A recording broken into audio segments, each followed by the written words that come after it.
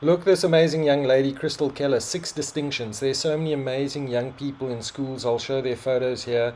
Many of them got many distinctions and doing so well at school. And we value school so much. And we're thankful to teachers in school. But there's one big problem.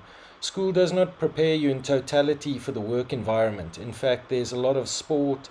There's a lot of activities in academia where the subjects don't quite match what's going on in industry, and how to find your passion and how to find your life's purpose. So the purpose of this playlist is to help people find, young people, old people, find their purpose in life. Give them indicators and work-ons every day, what to do.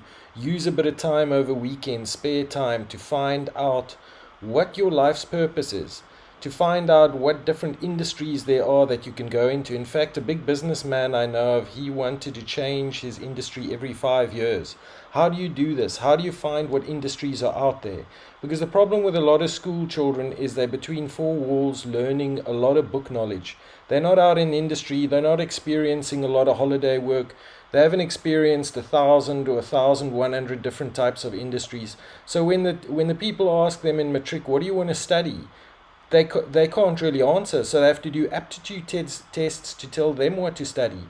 We are here to expose young people and even older people to a whole lot of industries and methods and strategies to get closer and closer to a huge and great life purpose that you can be passionate about. Look, this quote here: from it seems from his clothing, a Spartan warrior, a man who lacks purpose distracts himself with pleasure. We want to teach young people, older people, how do you find a riveting, great vision? How do you find passion in the workplace? How do you build a business that will change this world? I'm often inspired by the warrior nations like the Spartans. Listen to this creed from the Spartan king. What he says: these people lived for a great purpose, to protect their country, to get progression and improvement in their country and make it greater and greater. We can do this for ourselves as well. I am Leonidas, son of Anaxandridas, descendant of the sacred bloodline of Heracles, a warrior forged in the iron discipline of Sparta and the king of these sacred lands. Every moment of my life has been shaped by a sense of duty, inscribed with honor and sacrifice. From a young age, I knew that my destiny was to fight for the freedom and honor of my people. When I ascended to the throne of Sparta, I was not just a king, I was a warrior, a leader, and a soldier bearing the fate of my people on my shoulders. The Bible teaches us that the Christian life is a war and that we must put on armor, just like the Spartans. Read with me here. Put on the full armor of God so that you can take your stand against the devil's schemes. For our struggle is not against flesh and blood, but against the rulers, against the authorities, against the powers of this dark world, and against the spiritual forces of evil in the heavenly realms. You got to fight for your family. You got to fight for your business. You got to fight for the passions God has given you. You can create a business and a life that can change this world.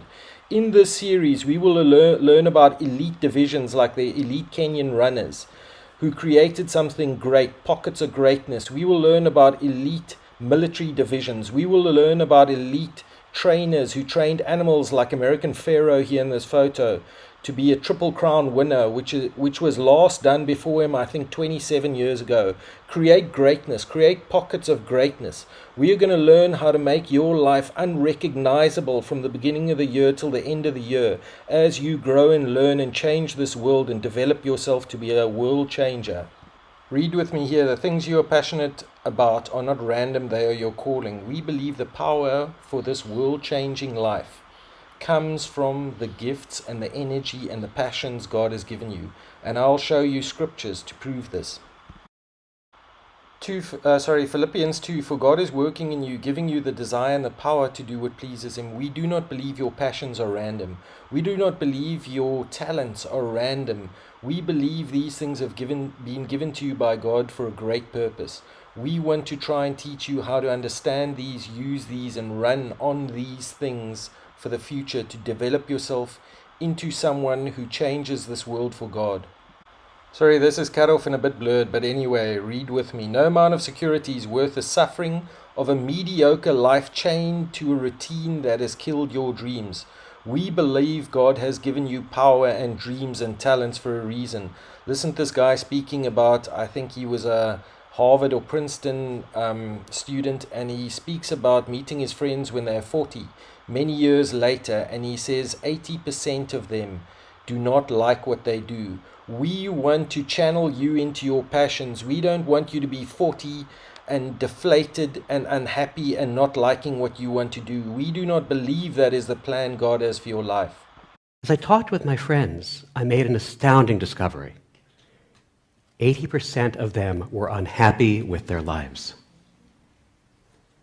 I feel as though I've wasted my life and I'm halfway through it, they said. I don't know what my life is all about. Now, I was privileged to go to Yale, and we were standing on a summer evening in the middle of Yale's old campus, and the people that I was speaking with were privileged and highly educated and financially well off and in positions of power.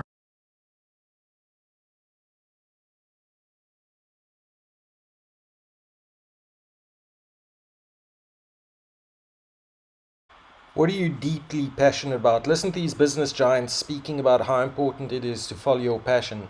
The Bible says, I think, a companion of fools will be destroyed, but someone who has wise counselors around him will find success. It's important to listen to what these business giants in their old years have to say about the importance of following your passion.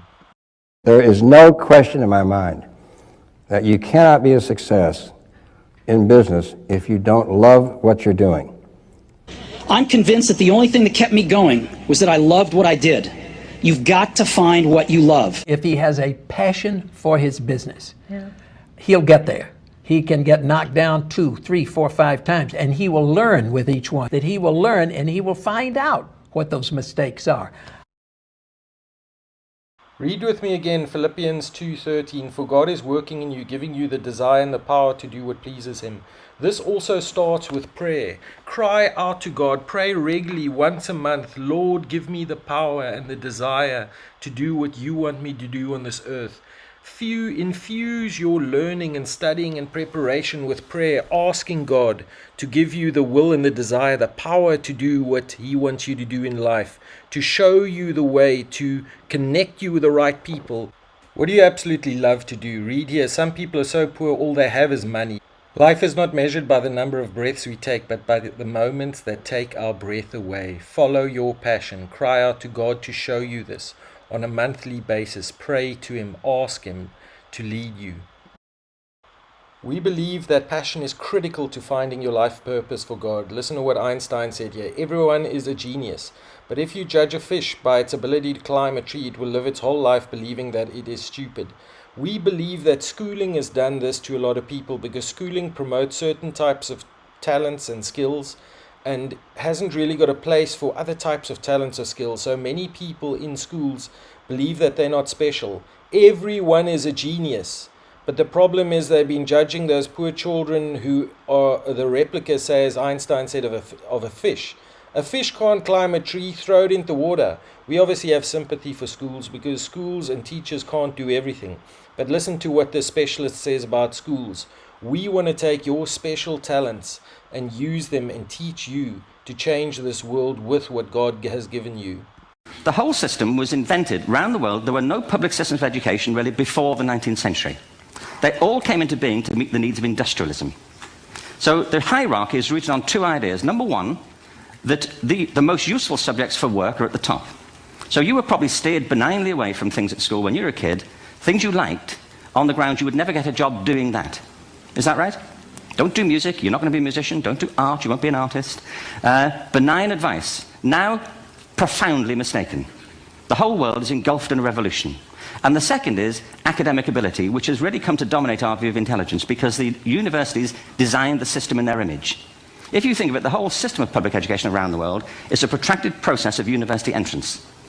And the consequence is that many highly talented, brilliant, creative people think they're not, because the thing they were good at school wasn't valued or was actually stigmatized. And I think we can't afford to go on that way. My new direction. I had a heart-to-heart talk with my mother, who asked me what it was I was most enthusiastic about. I responded, youth, math, and Jesus.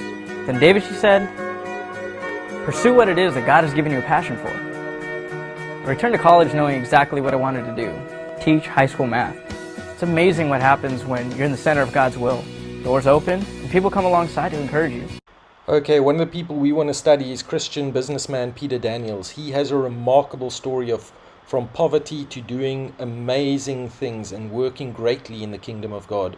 We're going to study people like this that has actually done it, and to show you what steps you must take daily, how you must develop yourself, what you must read, what you must learn, what actions you must take to become someone who has really taken up the mantle of the passions and skills God has given them to change this world.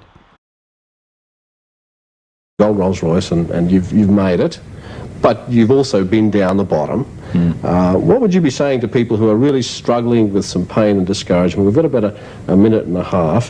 How would you advise them to approach their life now? Or I would look at them and want to ask them some questions, 4 simple questions. The first one is, what age have you set yourself to reach your full potential that God might maximize your life? The second question is, could you tell me in 50 pages or more what your full potential is in every area of your life? Because this is a real thing. The third question is, if your full potential is 100%, what percentage rating would you give yourself right now? And the third and final one is, accepting the deficiency between the 2 scores, what plans are you going to make to take up the shortfall, and when? Okay, let's read what he said. Number 1, what age have you set yourself to reach your full potential? Have you got a goal for this? Are you going for it? Given that this represents 100%, number 2, given that this represents 100%, what score would you give yourself now? Are you rating yourself daily on your progression, and you're tracking your work ethic and disciplines and your learning ability and how much you're reading and learning to become that kind of person who can change the world? Number 3, what plans are you going to make to take up the shortfall? In this course, in this playlist, we want to teach you what kind of plans, what kind of daily routines will lead to success. Read here, make a quiet decision. Good is not enough for your life. You want a great one. This starts with a plan for your life. This starts with daily action. I'm going to show you in this playlist what to do. Look here at David's mighty men, 3 of the mighty men and the exploits they did. How great it is to have a great vision and a great plan to do great things on earth. The power of excitement. Listen here to the short clip about them. We too must do great things for God. The real-life warriors of King David. We'll count down the mightiest warriors in the Davidic era. King David, renowned as a warrior king in the heart of biblical history, didn't climb to greatness alone. His journey was supported by a formidable team of warriors. These weren't ordinary soldiers. They were a league of extraordinary men, separated into unique ranks of bravery and distinction. First, there were the Mighty Three, an elite group whose bravery and skills in battle were unparalleled. They were the champions among champions, the epitome of what it meant to be a warrior in King David's time. These men took down battalions of enemies single-handedly. Then came the Mighty 30, a broader circle of warriors, each distinguished in their own right. They were the backbone of David's army, renowned for their prowess and unwavering loyalty. A prominent figure in the Bible, Eleazar is celebrated for his extraordinary bravery and combat skills. He is notably one of the Mighty Three. Eleazar's heroism is vividly described in 2 Samuel 23 and 1 Chronicles 11. In these passages, he is depicted standing alongside David in a significant battle against the Philistines at Par-Damim. When the Israelites retreated, Eleazar stood his ground, fighting until his hand grew tired and stuck to his sword. His resilience and determination resulted in a major victory for Israel. Landing at number 5 in our list of King David's most formidable warriors is Abishai, the brother of Joab. Abishai is renowned in biblical accounts for his incredible bravery and skill in combat. A prominent figure in 2 Samuel 23 and 1 Chronicles 11, he was the chief of the Mighty Three, distinguishing himself above his peers with extraordinary feats. One of Abishai's most notable achievements was when he struck down 300 enemies in a single encounter. At number 3, we have Josheb Basshebeth, a warrior whose name is synonymous with extraordinary military strength. He is highlighted in 2 Samuel 23 and 1 Chronicles 11 as the chief of the Mighty Three. Josheb-Basshebeth's most celebrated feat, as chronicled in the scriptures, was his incredible accomplishment of killing 800 enemy warriors in a single battle. His leadership and valor on the battlefield were instrumental in many of David's military victories. As we said, make a decision. Good is not enough your life, you want a great one. This starts with a plan. What are the passions God has given you? Read here in 1 Corinthians. Are we all apostles? Are we all prophets? Are we all teachers? Do we all have powers to do miracles? Of course not.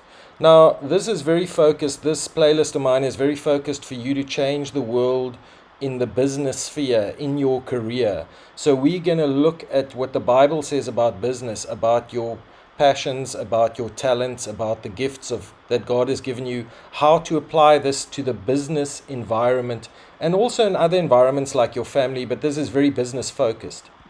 Sorry, this is a bit blurred here, this writing, but read with me here. The tragedy of life is what dies inside a man while he lives. 1 Peter, each of you should use whatever gift you have received to serve others as faithful stewards of God's grace in its various forms. In its various forms, we want to use this specifically in business. This is what this playlist is about. Finding your life's purpose in business, in industry. So this is part 1. We will have a number of parts in the future now, producing them about once every week, guiding you how to find your life's purpose.